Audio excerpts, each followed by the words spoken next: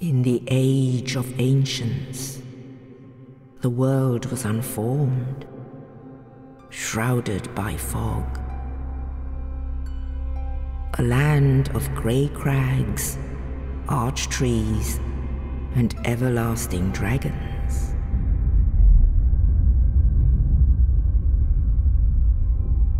But then there was fire, and with fire came disparity. Heat and cold, life and death, and of course, light and dark.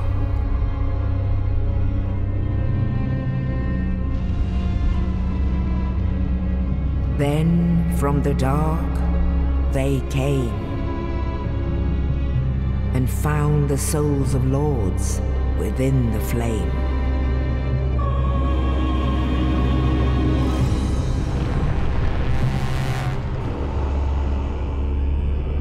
Nito, the first of the dead.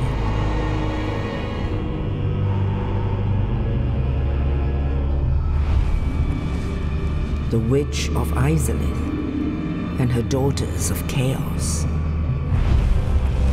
Gwyn, the Lord of Sunlight, and his faithful knights. And the furtive pygmy, so easily forgotten.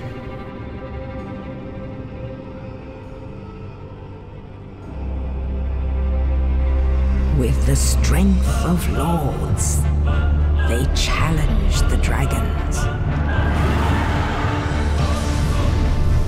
Gwyn's mighty bolts peeled apart their stone scales. The witches weaved great firestorms. Nito unleashed a miasma of death and disease.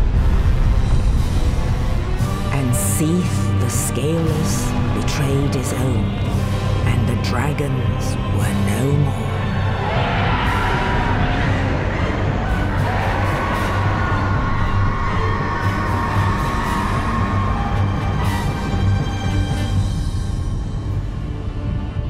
Thus began the Age of Fire.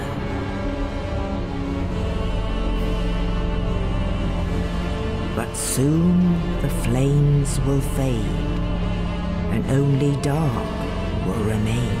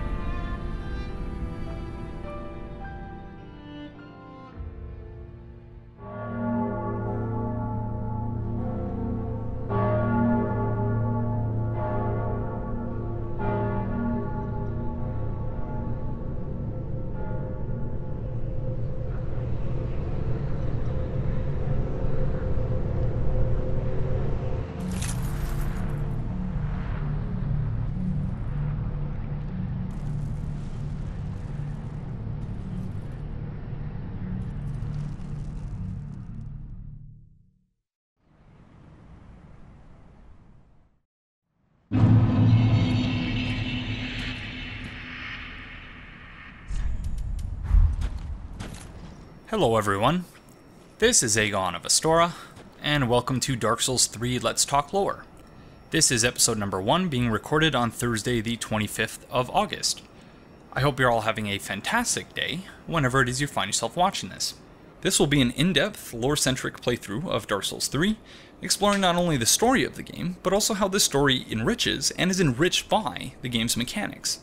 This episode will serve largely as an introduction to the series. We are, of course, going to be talking some lore, but there are a number of things, I guess you could say housekeeping things, or just things I need to discuss with each of you in general. And beyond that, the significance of this series, like Bloodborne Let's Talk Lore before it, is in how it's a collective effort, that it's not me explaining things to you. So we got a couple things to go over first. I'm going to just touch on everything at a really high level right now, and then when we reach Firelink Shrine, I'm going to go into things in a little greater depth. There are a few things I'll only just briefly mention now and explain later, but I don't want the first half hour of the episode to take place right at our grave.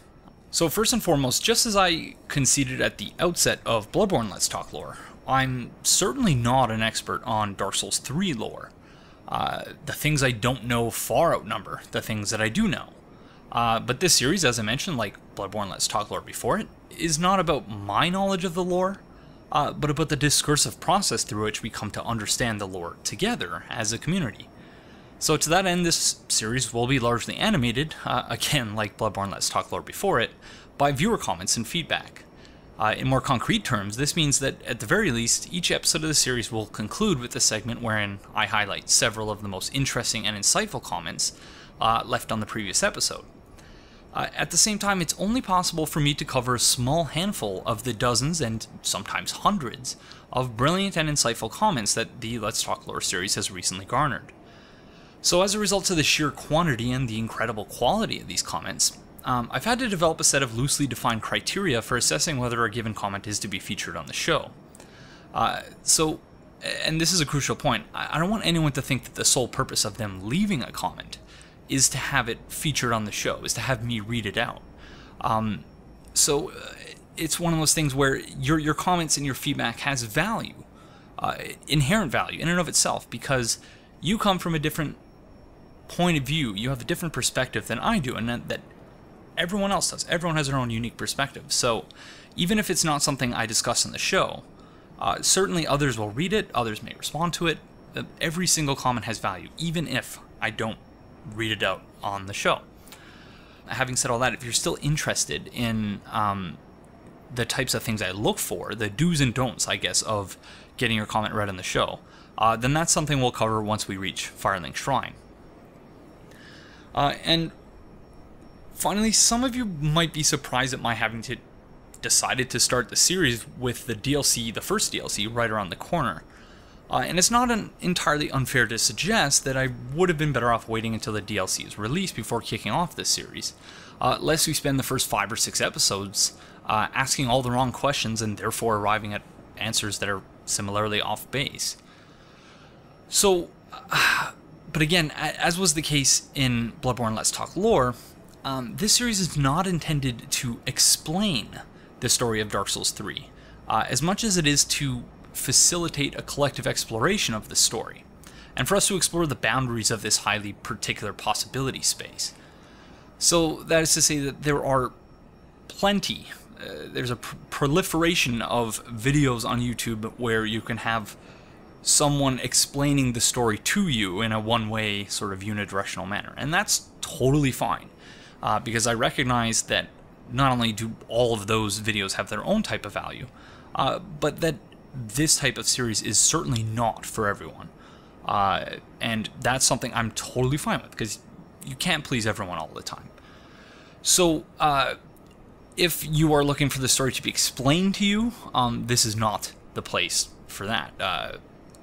The reasons for which should be fairly obvious, based on kind of if you know me at all as a YouTuber and as a person, but also based on what I was saying earlier about I don't really know the lore of Dark Souls 3 all that well. I have ideas about the larger overarching narrative, but for the most part, I'm here to learn about the lore just as much as you are.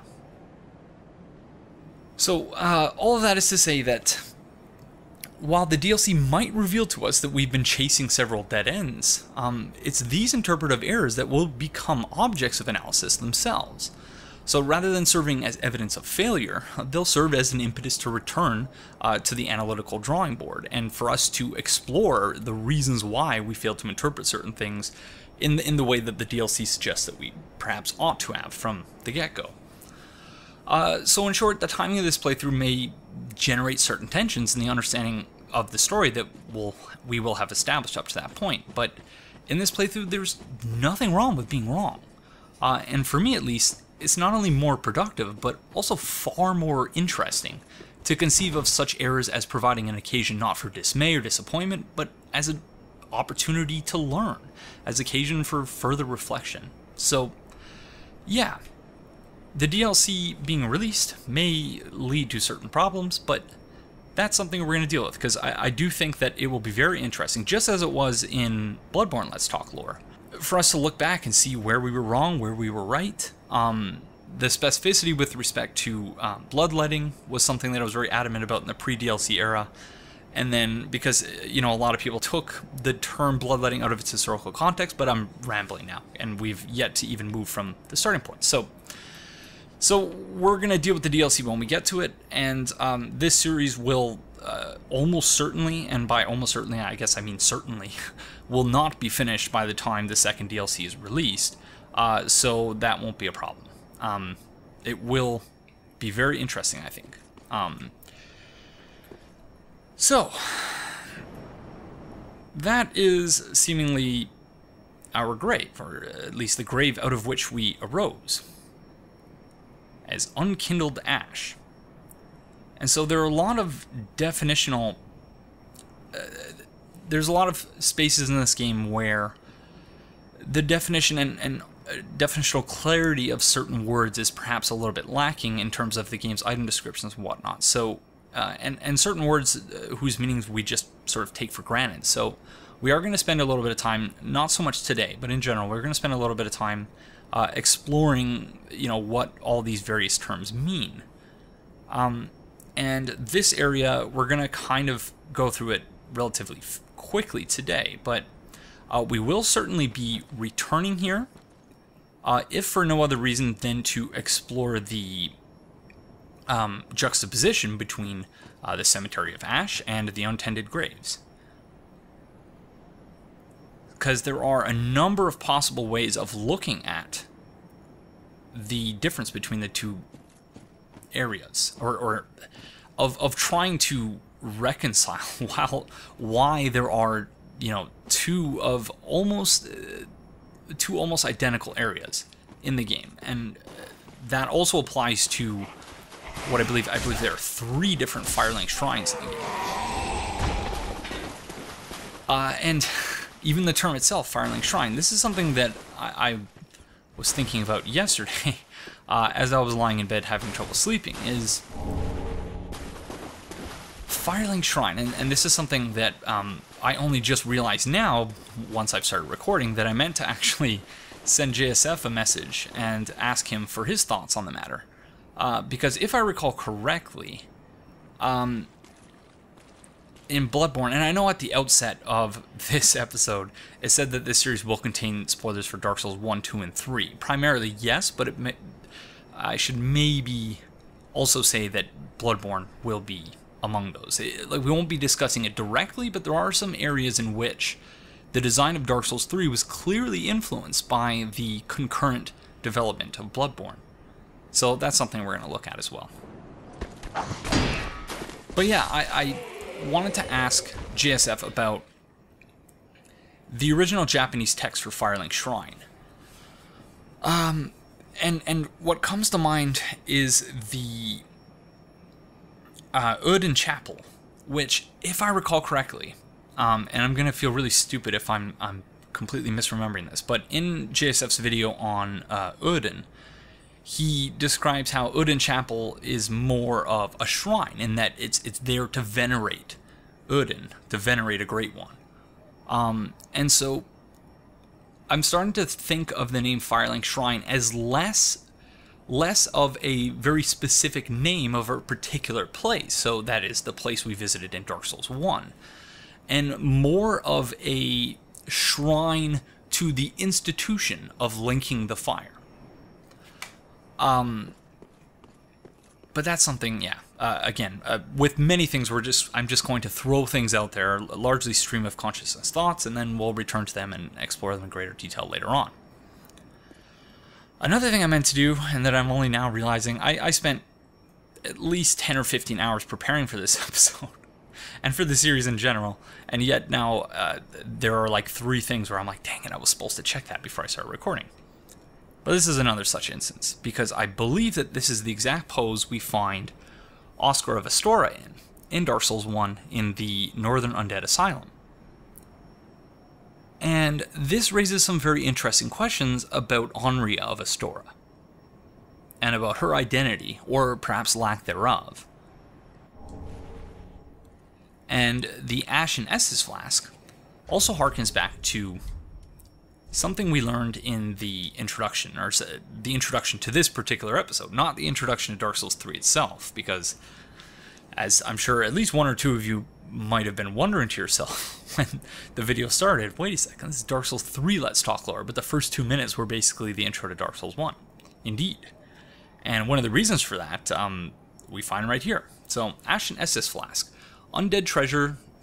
The undead treasure these dull ashen flasks. Fill with Estus at bonfires, and drink to restore FP. Quite befitting of an unkindled, an Ashen Estus flask turns a bonfire's heat cold. So recall in the introduction that we learned that with fire came disparity. And the first example of disparity that the narrator, whose identity is something that has always sat uneasily with me, because it's the one instance in which the Souls games seem to invoke a disembodied and narrator who isn't a part of the story. But again, another aside.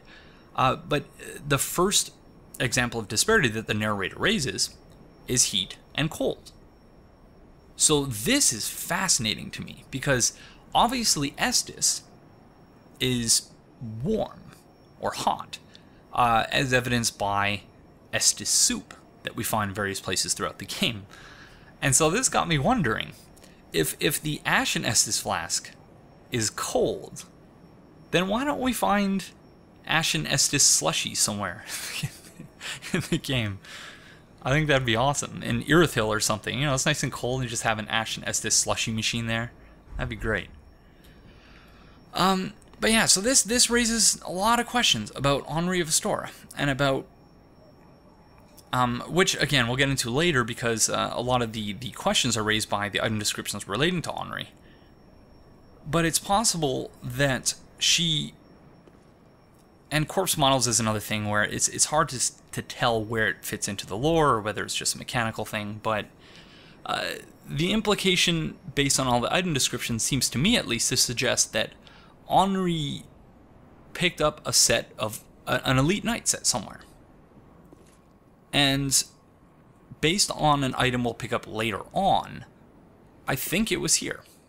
I think this is the body from which Anri looted the Elite Knight stuff, and thus took on the name Anri of Astora. So this is very, very, very interesting.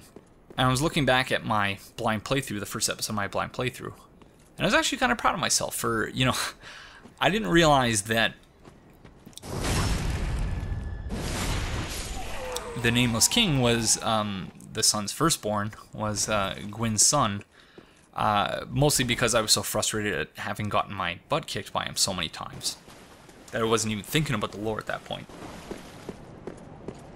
But as soon as I picked up the Ashen Estus Flask from that corpse, I immediately noticed that was Oscar.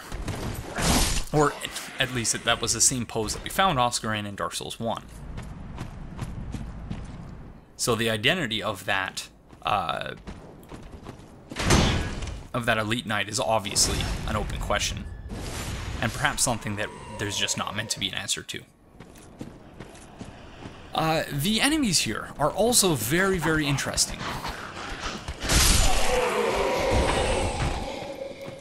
because they're all clerics. And they do occasionally drop cleric chimes. I can't remember what their other drops were, and I don't know what their names are.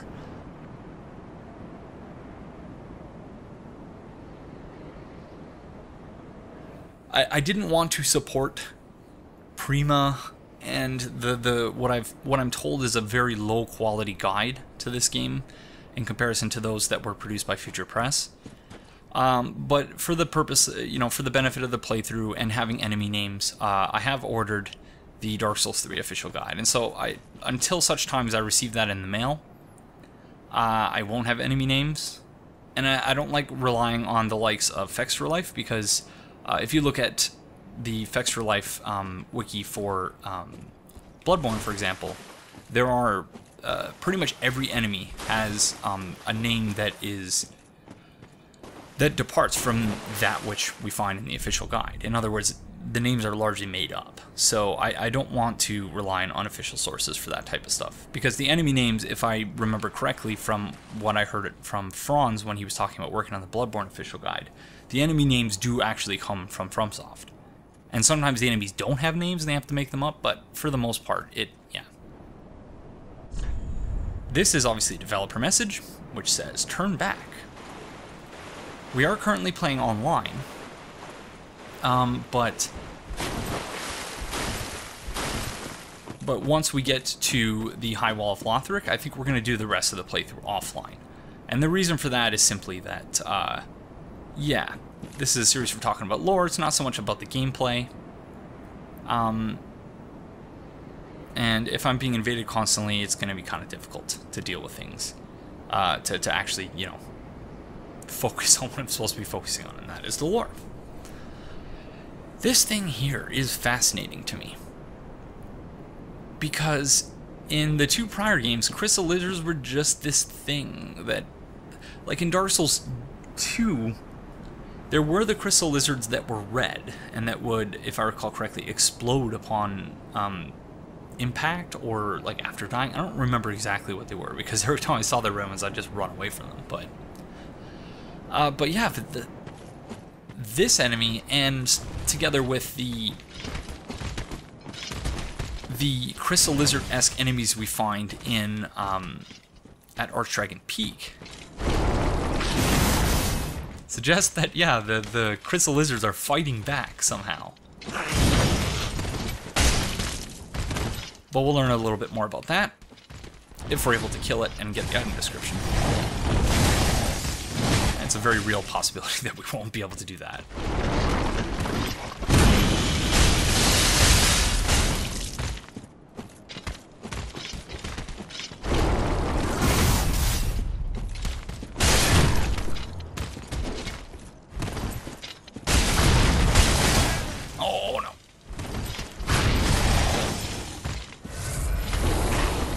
I think I could have got a critical there, but as is usually the case, I'm playing with virtually no sound.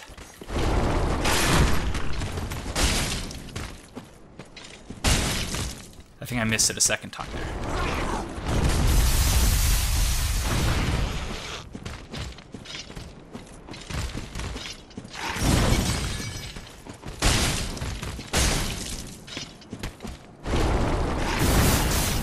What's funny is that I think I generally have more trouble with this thing than I do with Iudex Gundyr.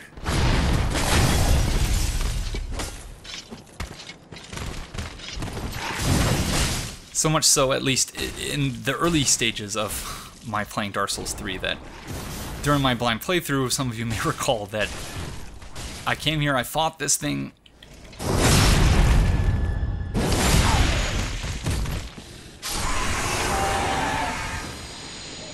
died, and then basically just gave up on it. And yeah, and then didn't learn until like 4 or 5 episodes later what it actually was, because I didn't pick up the item at all. Titanite Scale. Titanite altered by a soul. Reinforces soul transposed weapons to +4. Weapons forged by soul transposition can only be reinforced by Titanite of the same kind. In rare cases, crystal lizards devour souls, growing to monstrous proportions and leaving these great scales. So that is really, really interesting to me. And I'm saying this out loud so that I make a mental note to myself to remember to check. But I do wonder, because in Dark Souls 1, we got Titanite scales from the Prowling Demons, or the Titanite Demons. I don't recall what the official name was. And I think it was said that they emerged from Titanite slabs or something to that effect. I cannot remember. And that's part of what was so imposing about even thinking about this playthrough for me, is the fact that Bloodborne Let's Talk lore was complex enough. The total runtime, I checked in the lead up to preparing for this episode, was 46 hours. And that's only the runtime. That has nothing like that. That's only a small percentage of the total time, which also included doing research, writing, scripts for, you know, the occasional scripted sequences that I did, as well as the editing and sound processing, and yeah, so it was an enormous time commitment. As large as the time commitment was for Bloodborne Let's Talk lore, I imagine that this series will be even more intense than that, because it's almost impossible to understand the lore of Dark Souls 3 without also understanding the lore of Dark Souls 1 and 2. And I imagine that would have been apparent from the introduction, but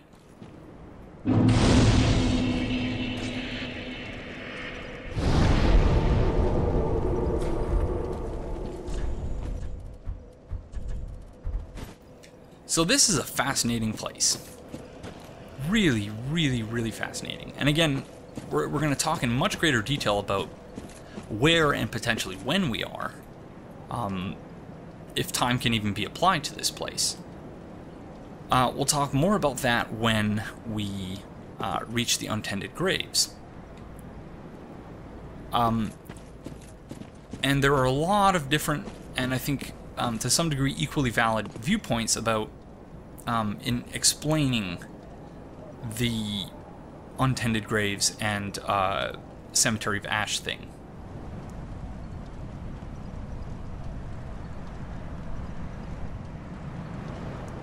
Theomeny, or Cassidiv, wrote a fascinating essay, Ash Seeketh Embers, wherein she suggested that the place we currently are might be something akin to purgatory. The gray of the world, caught between light and dark. And I think that that is fascinating. I'm not sure if I agree with it, but it's an excellent read, and I will leave a link in the video description so that you can all check it out for yourselves and think about that a little bit, because it's obviously going to be quite some time until we get to the Cemetery of Ash. But when we do get there, Theomeny's kindly agreed to join us on the show so that she can talk a little bit about her thoughts on the untended graves and how it fits into the rest of the story, including the Cemetery of Ash.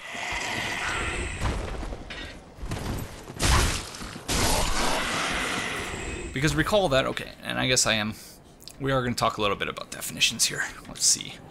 I do need to pull it up on my PC here. So, Ashen. Definition of Ashen, and so whenever, like, unless we're doing a really deep dive, I'm not going to leave links in the video description to the definitional things, because all I'm doing to get these definitions that you're seeing on the screen now, they'll all look like this, is if you type into Google define, colon, and then the word you want to define, this thing will always pop up. Something akin to this sort of definition box, whatever it is. And so whenever I'm talking about definitions, if it's not from a very specific site, which I will mention, it's mostly just from Google. So Ashen, of the pale gray color of ash. So this is the Cemetery of Ash. And when framed in that way, it really does seem like we're in a purgatory-esque place. Because though that, And I believe that's supposed to be Castle Lothric or the High Wall, or both. We can't physically walk there. And though part of that may be due to... It may be due to the gravitational mess that the world is currently in, where the landscape is folding in on itself, and the first flame is pulling everything towards it in an effort to ensure that the link of fire is not threatened. I hate this setup here.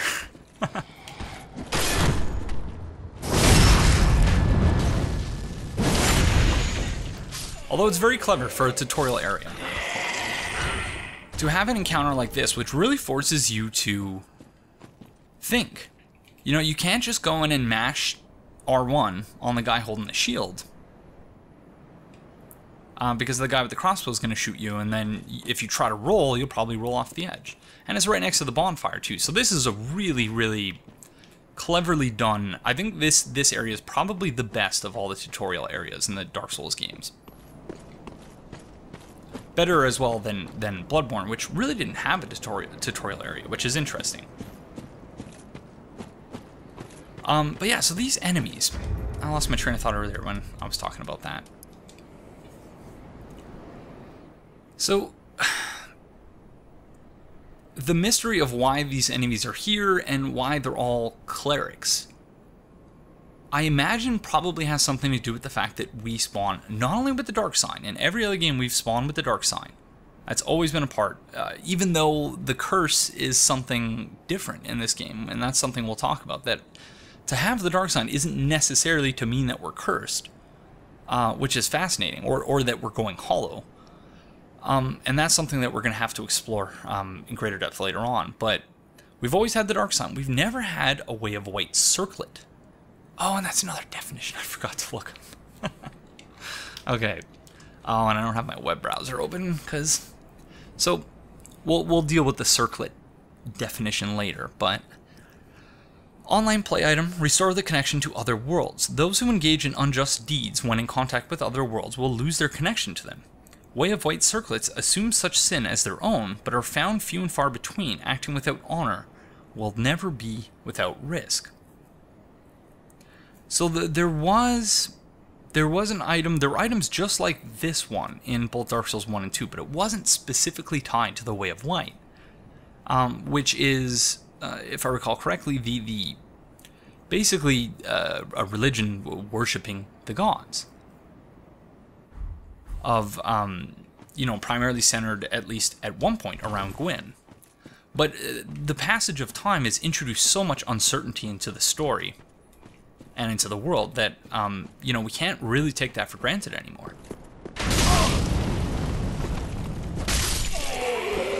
So I wonder if this place is truly purgatory, caught between light and dark, and if the untended graves is the world as it is, and that is to say, a world shrouded in dark, that we are living in an age of dark, and this place is, you know, not an accurate reflection of the state of the world. Why? But then why is this place filled with clerics? It's something that, yeah, I've not been able to figure out. But it really is, and this whole game just looks magnificent.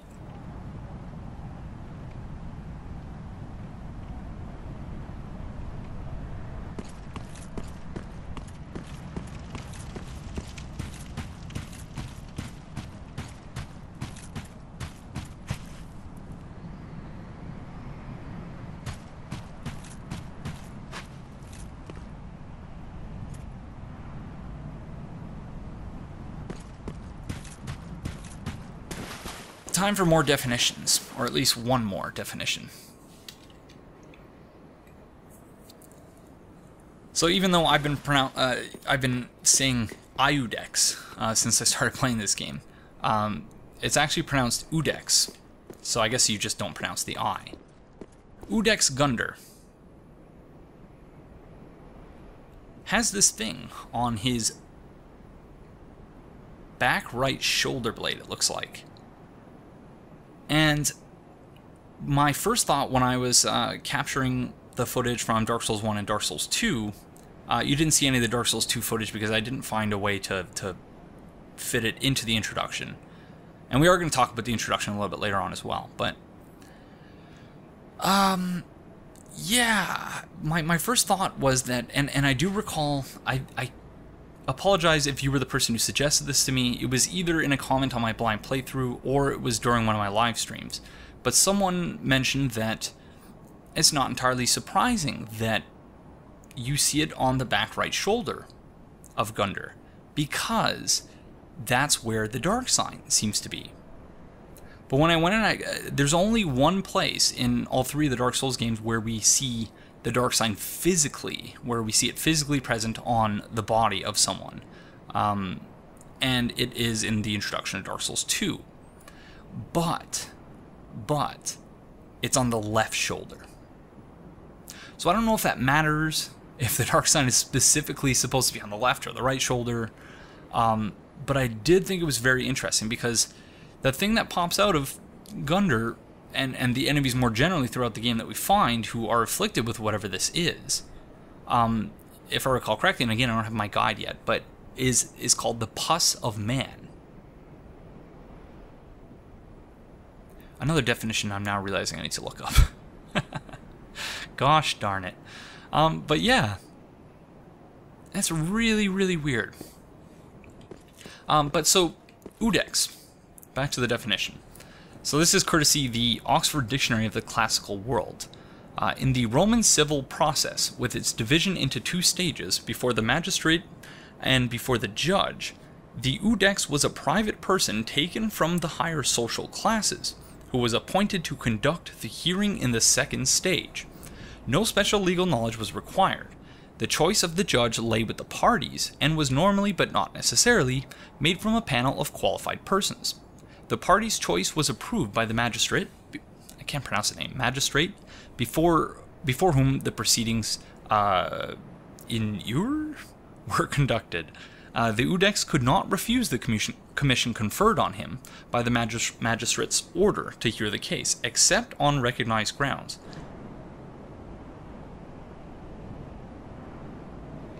Yeah, that I think hints at something that I've been saying about Dark Souls 3 all along. One of the more fascinating aspects of the story for me. And that is... And so I guess we'll talk about the intro a little bit right now. So going back to the introduction. Why did I choose to basically just begin with the first 2 minutes from Dark Souls 1, and then to show the linking of the fire in Dark Souls 1, and then the linking of fire of Dark Souls 3? Well, because I think that the introduction for Dark Souls 1 provides really, really critical context for understanding the story of Dark Souls 3. And there's a reason I chose to end on the, like I said, I think I cut off something like a minute of the introduction, the last minute of it. But the last line that I left in from the narrator was, and soon the flames will fade, and only dark will remain. So the world of Dark Souls was built, the world as we know it, that is, that has been in decline since Dark Souls 1, was built on the foundations of the defeat of the dragons at the hands of the gods. So the Age of Light started after all the dragons had been defeated.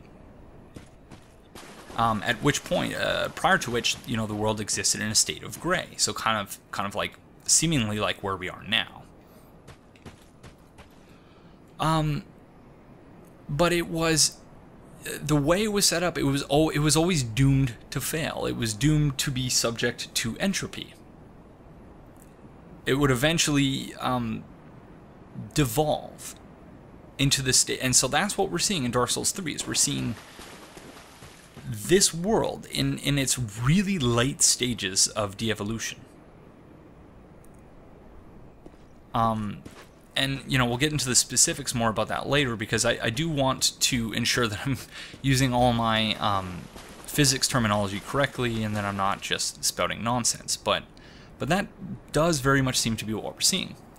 But the most powerful aspect of that introduction for me, and I was very proud of how, and I hope you guys enjoyed it, because yeah, I put a lot of work into it. I must have rendered it like 15 times in order to get the timing just right of all the scenes. But of the scene where, using the Soul of Cinder music, where you see the linking of the flame in Dark Souls 1 and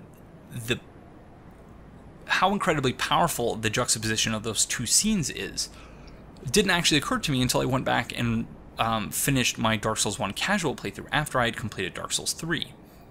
And you see in Dark Souls 1, it's this epic, incredible moment where it looks almost like the Chosen Undead is going Super Saiyan, like Super Saiyan 15 or something, and just, the flames just spurt out from the ground and everything, it's going to be great, theoretically, temporarily, but then it just starts fading. And so then the cut over to the Dark Souls 3 music, and I specifically timed the music so that it kind of went to that slower Gwyn-esque theme, the Lord of Cinder theme. When you see that just the Chosen Undead just sort of touches the first flame and just a tiny little fire. And then you see the Chosen Undead being assimilated into the Soul of Cinder. And Iudex Gundyr is the first indication that there exists, because they could have used any other word for Gundyr. Could have used Judge Gundyr, because that's effectively what it means. But like bloodletting in Bloodborne, I do think that they use this term specifically on the basis of its historical context and meaning and significance. That Gundyr was, for one reason or another, we can talk about whether or not perhaps because he slept in and he was late to meet his firekeeper, which is we'll talk about later, that he was chosen for this position as sort of a punishment. But it seems very clear, much like in Dark Souls 1, that in order to sort of fulfill the role of linking the fire, you have to first prove yourself. You have to prove capable of doing that. And so that's why Gundyr was chosen. But yeah, without further ado, let's fight him, because I'm just going to keep blabbing unless we have item descriptions to go on. But I do think it's very, very interesting. The notion that Gundyr was chosen by some sort of institution that has sprung up around the idea of linking the fire. An institution made necessary by the diminishing returns with which linking the fire is subjected. Each and every time, and so just to finish my thought about the juxtaposition of the two endings at the end of the introduction. The ending of Dark Souls 1, we see that's only the second time the fire was linked. Whereas in Dark Souls 3, when you're linking the fire, that is the umpteenth, really indeterminate number of times the fire has been linked. And each and every time the fire is linked, it gets weaker and weaker and weaker. And what's more remarkable about that is that in Dark Souls 1, Gwyn was the Lord of Cinder. The Lord of Cinder, as in there was only one. Whereas in this game, there are 5 Lords of Cinder. So when you break it all down like that, it's an exponential decrease in the efficaciousness of how effective it is linking the fire. And so thus necessitating the creation and implementation of some sort of institution to ensure that the link of fire is not threatened.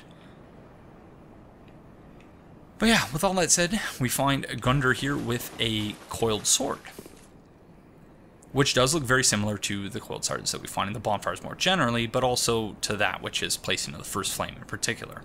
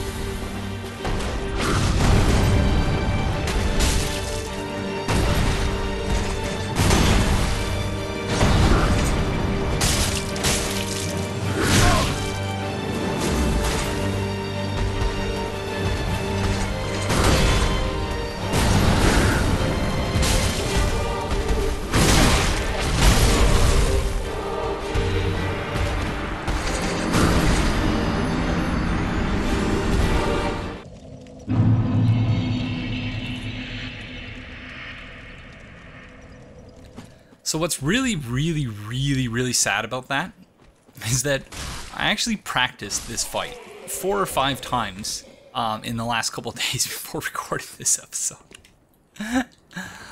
I practiced parrying him, and I think it was something like 4 or 5 times in a row, where I defeated the boss without taking a single hit, and parried him constantly.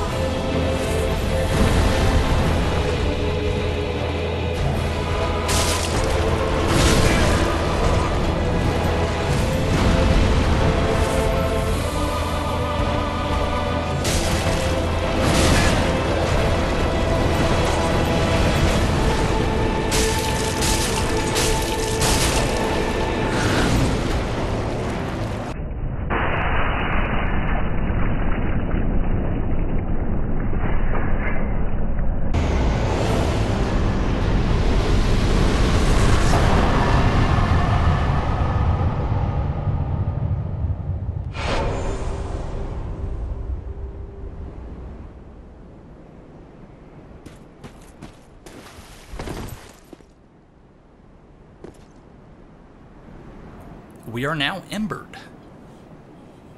And y'all know what time it is as a result of that. It's time for definitions. So, ember, a small piece of burning or glowing coal or wood in a dying fire. So again, I think a very specific choice of words. That ember is a word that a lot of us, myself included, just sort of took for granted the meaning of it. And its significance. But it's fascinating that it's very specifically said to be part of a dying fire.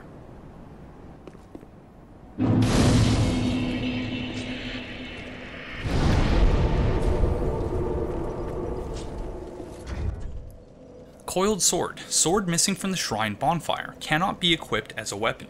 Thrust into the shrine bonfire to restore its power and enable travel between bonfires. This sword is only bequeathed to chosen Ash, as judged by the Iudex, who awaits the arrival of Ash as a scabbard.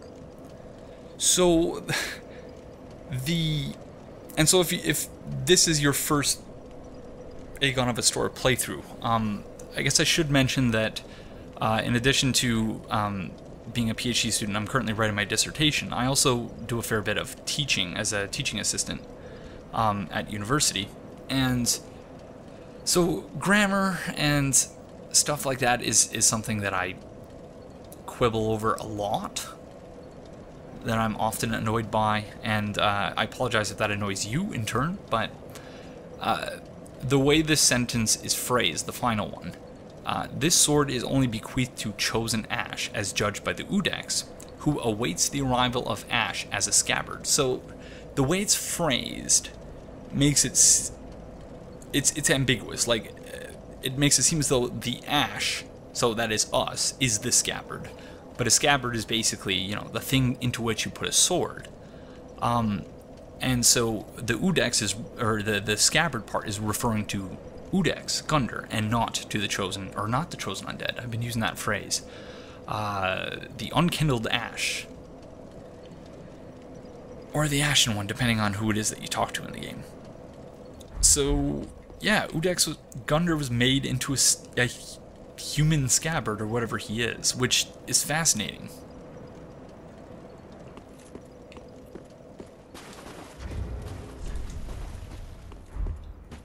And I should also point out that for our burial gift, we chose the young white branch.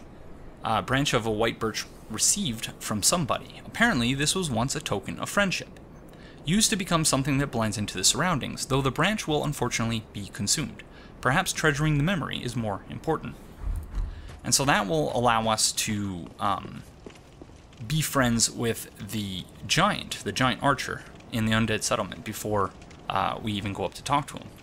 So for me at least, it's been a no-brainer. As soon as I discovered that was the case, I've been using that as my burial gift every single time.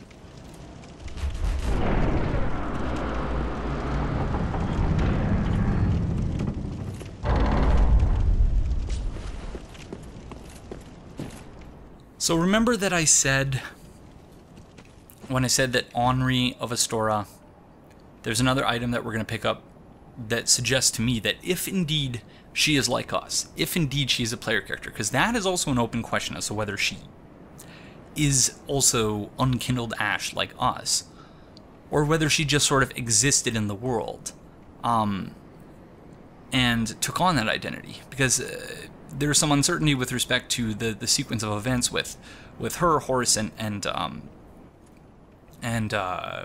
Aldrich, that raises some questions there. But if we're to assume that Henri started in the same place that we did, we can assume that or we can't assume, but it's possible that she picked up the Elite Knight set from that Elite Knight corpse from which we looted the Ashen Flask, and B, that she picked up a broken straight sword off of this corpse here after defeating her version of Iudex Gundyr.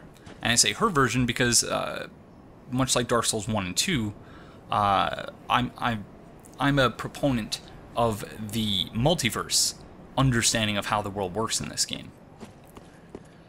So, why is it significant? Why is that significant? Well, because if Henri goes hollow, drop. Oh, I was hoping that would be a chime. Because if Henri goes hollow, and you end up having to fight her in the...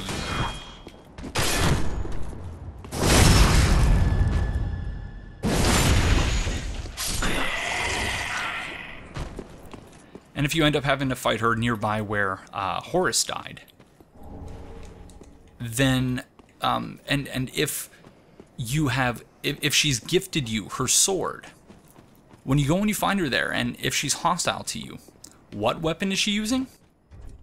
She's using the broken straight sword. A straight sword with a broken blade, a weapon with no exceptional qualities. Only a mad hollow would choose to fight with this. So, yeah, I always thought that that was fascinating and just really, really sad. But, you know, if we're to assume all those things about Henri and her place in the world, then it seems fairly, at least it seems compelling to me that she would have picked up that sword there, and that's the sword she uses to fight us after she's given us Henri's straight sword.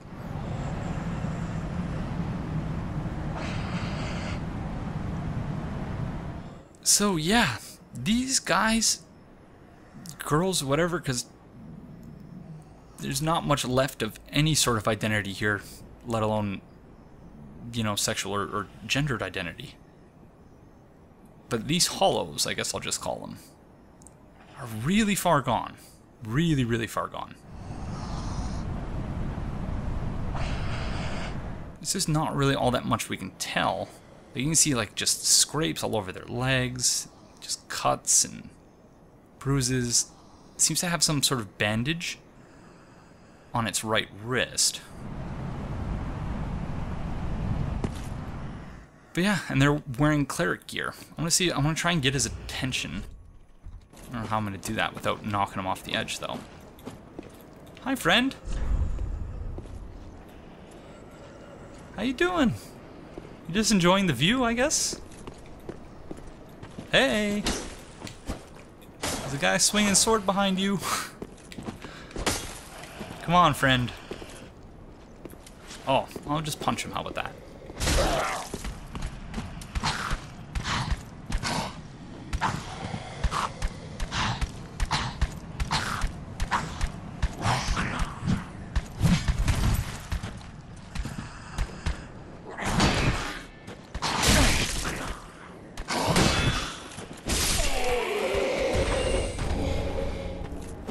So I don't know if he's scripted to do that, what he just did there, where he just sort of runs at you, but he's sort of running on the spot. And again, I'm defaulting to he, I apologize for that, but where it sort of just runs on the spot. And then after about 4 or 5 seconds, attacks you. So when I was preparing earlier, I mentioned that I practiced fighting against Gundyr a few times. When I was practicing earlier, each time I got that Hollow's attention, it reacted in the exact same way. So I don't know. I don't know if that's actually meant to be a thing or if that's just a case of the game's AI doing something really funny. So we are not going to bother with Swordmaster at this point.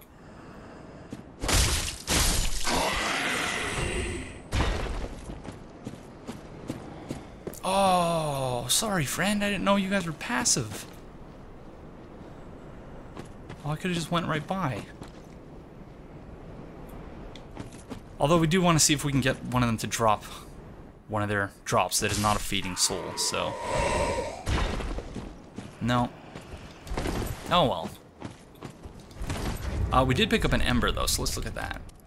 No unkindled can ever truly claim the embers that burn within a champion's bosom, which is precisely what makes their yearning for warmth so keen. Gain the strength of flame and increased max HP until death. With the strength of fire, the summoning signs of unkindled become visible, and seekers of embers can be summoned to join in cooperation. But beware, the embers may also attract invaders.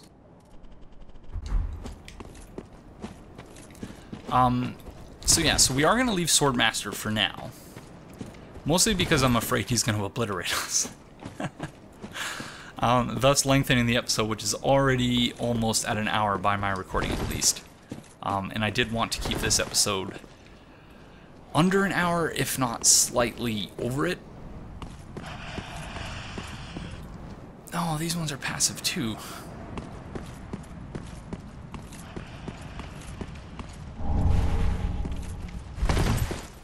We do want to see if they drop anything though. Sorry, friends.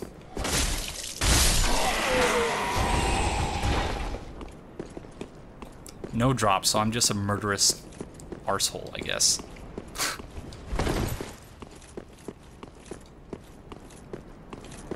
So, in returning to the thought that I don't think I actually completed about Firelink, but the name Firelink Shrine. It seems more to me like it's a shrine, so that is a place where... and I'm hesitating with the definition. See, this is why I wanted to send JSF a message to ask him for his thoughts on it, because he knows considerably more about the subject than I do.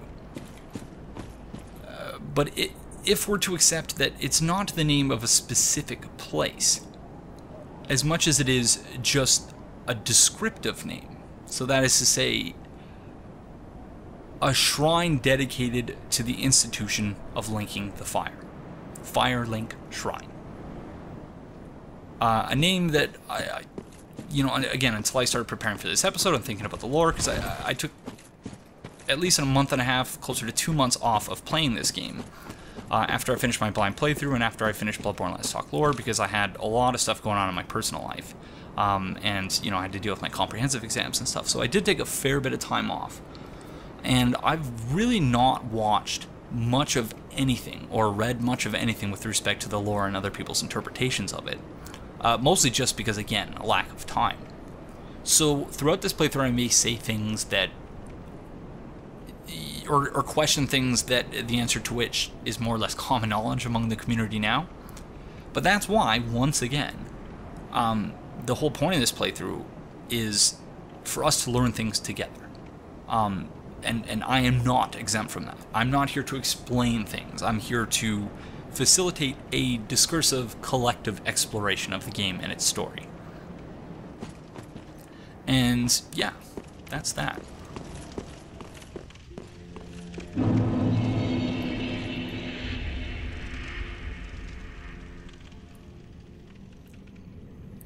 So unfortunately I had this place, the name of this place, spoiled for me when I first played the game.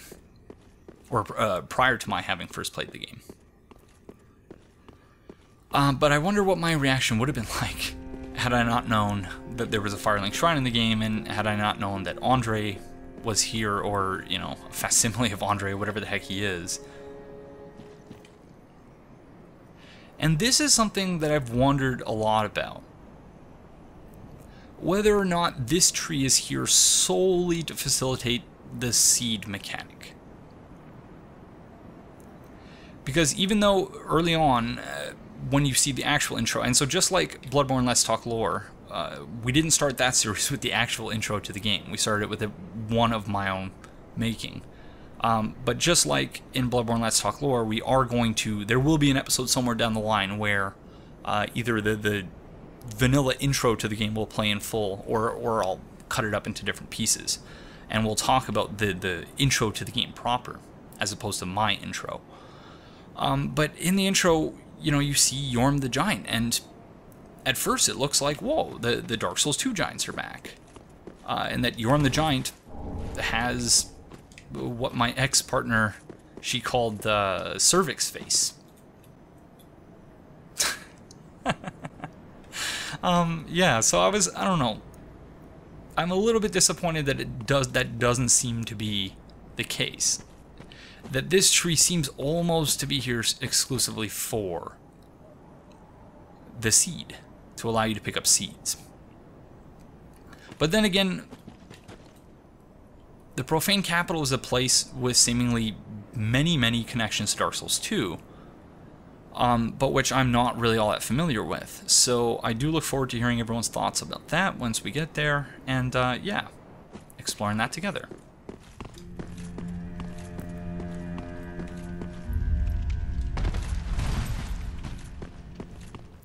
So we're not going to get any dialogue or anything here, because, yeah, the episode is already over an hour, and so we are going to save that for the next episode,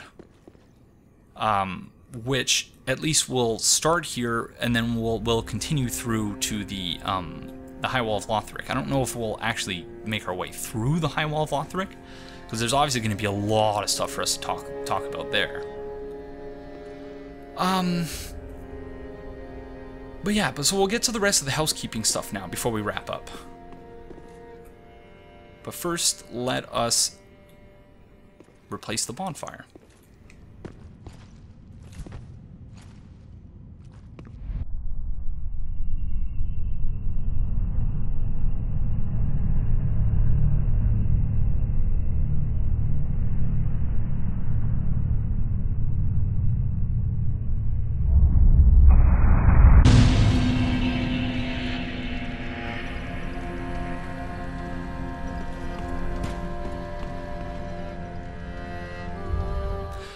So we'll start with the do's and don'ts of the comments. More or less anything goes in the comment section within reason, but this is specifically for if you really want to have me read your comment out on the show. This is something I covered in episode 25 of Bloodborne Let's Talk Lore, which was Canehurst, which I did along with JSF. So I will be more or less repeating parts of what I said there, but I do want to add a couple things to it. So I had 5 points for that list when I covered that at the time. And the first one is that top level comments get priority. And so that is to say that what often happens, or at least what happened a fair bit in Bloodborne Let's Talk Lore, was that someone would comment on something, and then if I replied to a comment in the comment section, then other people would reply to my reply with something completely unrelated to what was actually said. Because presumably they think that it makes it more likely that I'm going to notice their comments. To which I should say, I read every single comment. And I'm much, much, much more likely to read your comment and to be able to find it if I want to talk about it in the show, if it's a top level comment. So that is to say, if you scroll down and you click on the comment box and then you write a comment, as opposed to finding where I am in the comments and then hitting reply. Because, yeah, when I'm compiling comments to talk about for for an upcoming episode, I look at the comments page, which only shows, or at least which is sorted by the newest top level comments.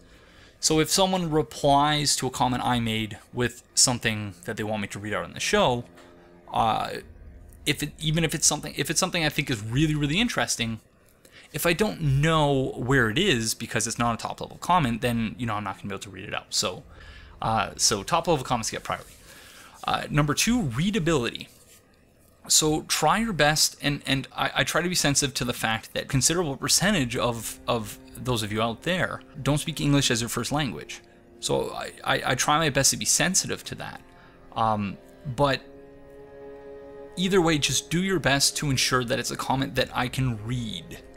And it's easy to take this for granted, but the advice that I often give to my students is, if you're writing something and you want to know whether it reads well, or if it makes sense, because when you're not reading aloud, your mind fills in blanks and papers over holes in your grammar and your spelling and whatnot. But if you're reading something aloud, it's much easier to tell how well it flows. So if you're unsure as to whether or not your comment is readable, if you're unsure if it's the type of comment that I can just read off of the screen seamlessly and then address it, read it out loud to yourself. And that's something, not just in this context, but I think that's something that is very, very helpful in everyday life, that I use all the time. Anytime I write something out, I read it aloud, because it gives you a much better idea of how much sense it actually makes. So readability, and that also includes line breaks.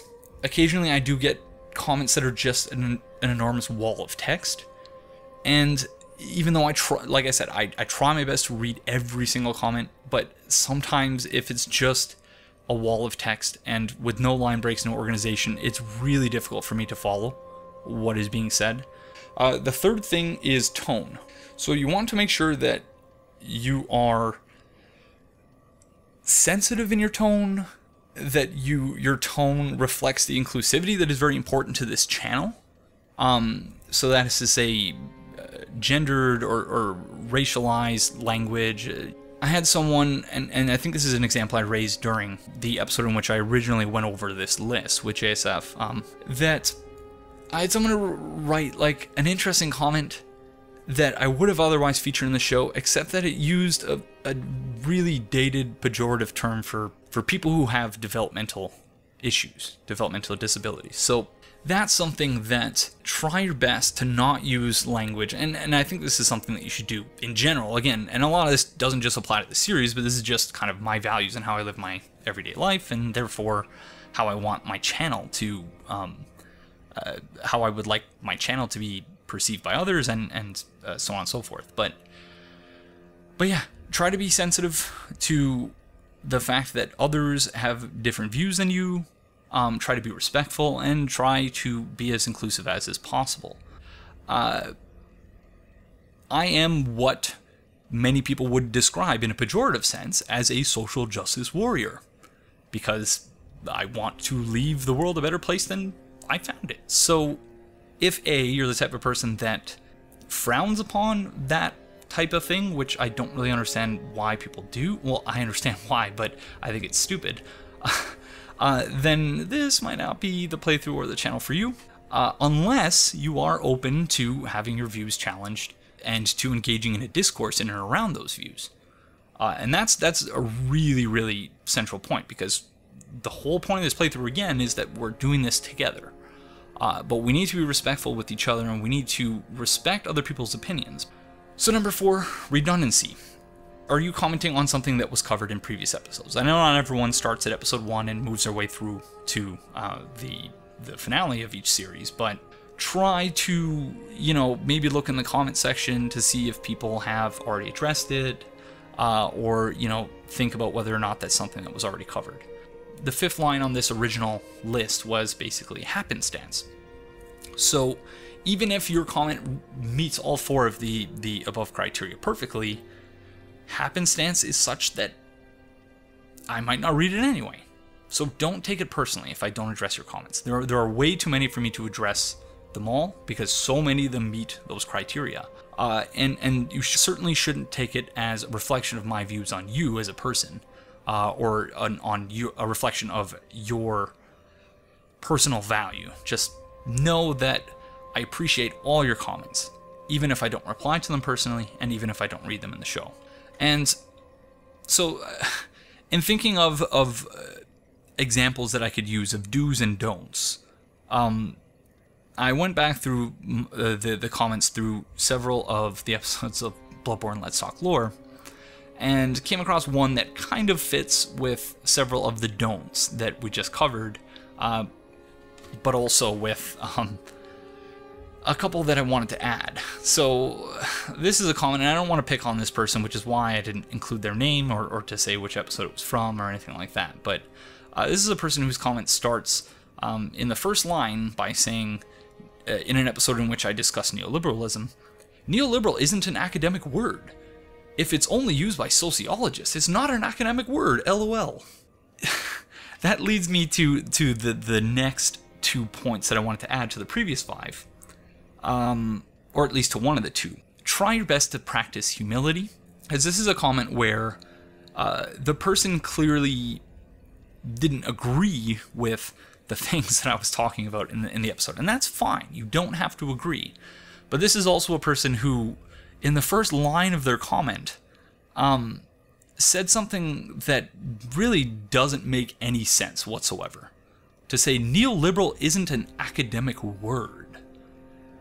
So, there are so many issues with what this person was saying, and the person went on to, and it's largely a wall of text, a rant, and they mentioned that, based on my usage of the term victim blaming in the context of Old Yarnum, that says something about me, because we all know where that word comes from. But yeah, I am what you would call, if you're that type of person, an SJW. I'm a feminist, and these are the things that I do. These are the things I talk about, the things that are interesting. And I find that the lore of the game is brought into much sharper focus when analyzed through the lens of real world, and vice versa. And so that's what this playthrough is all about. We're looking at the story of the game, but we're also looking at sort of the meta community of Dark Souls and of the larger world around us, because you can't analyze a game in the kind of depth that we've analyzed, that we analyzed Bloodborne, for example, without also looking at the world around us. Because that matters, because these games are embedded with just this entangled mess of cultural references and beliefs and practices and all of these things that you can't ignore the world around you when analyzing game. You have to look at them both in tandem. And you also have to be open to having your mind changed, and you also have to concede the possibility that you might be wrong about things. So again, this person, I don't want to pick on him, but just like the tone in the comment is just so adversarial and so I know everything, you know nothing, which I know I talk about a lot of these things, and like I said, a minute ago that this person was wrong when they said that neoliberal isn't an academic word, because A, that sentence just doesn't make any sense, because what the hell does it matter if something is an academic word or not? And B, they followed that up by saying it's only used by sociologists, it's not an academic word, LOL. So be respectful and practice humility. Always be aware that you might be wrong about something, or that your perspective on something might be influenced in such a way that keeps you from being able to understand how it is that someone else sees things. So that's what I try to do with this channel in general, and with the Let's Talk Lore series in particular. So, yeah. And then the final thing I wanted to add was that occasionally in Bloodborne Let's Talk Lore, I had people comment and say, hey, Aegon, you know, I made this post on Reddit, or I saw this post on Reddit. Can you read it and tell me what you think about it?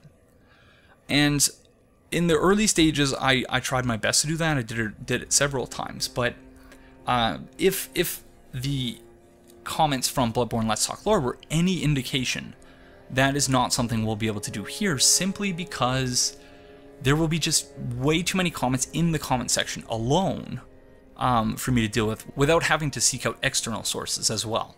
So what I would suggest is if say you made a Reddit post and you want me to comment on it, what I would suggest is that you maybe give a 2 or 3 bullet point summary of what it is that you said in that Reddit post, or what the Reddit post is getting at, and then provide a link so that I can look if I need further information, or that I can provide a link in the video description when discussing that comment if anyone wants to go read the post in full.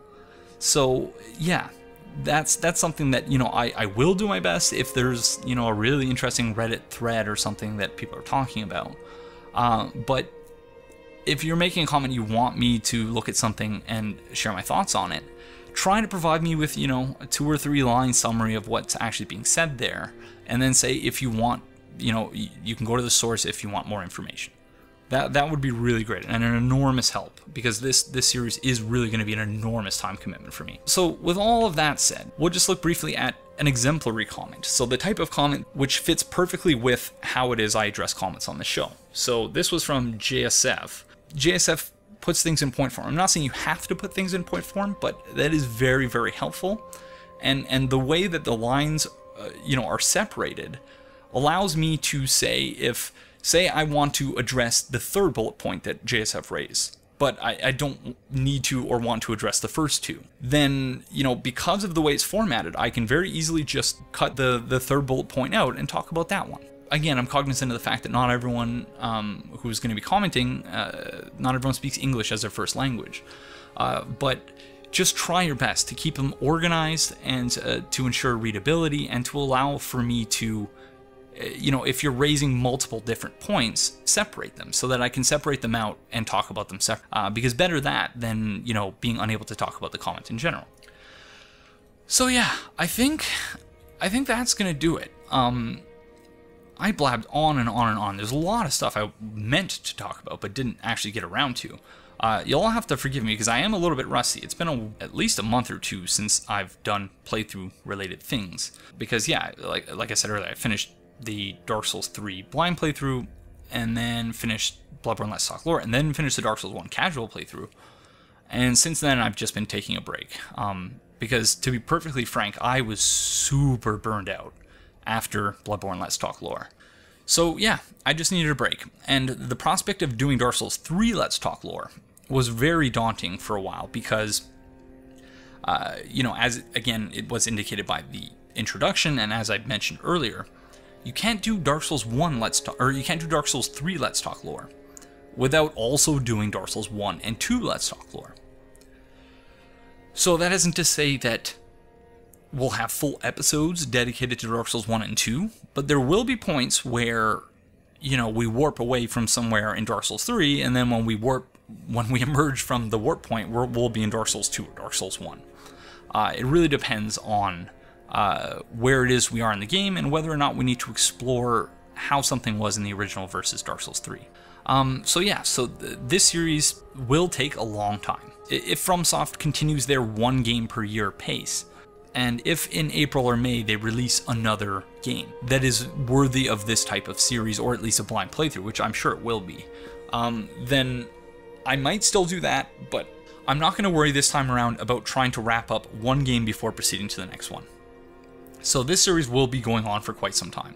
I'm also not going to make any promises, as I did with Bloodborne, Let's Talk Lore about release schedules or anything like that. Each episode will be released when it's done. That's all I can really say, because any promise I make, I will almost assuredly break.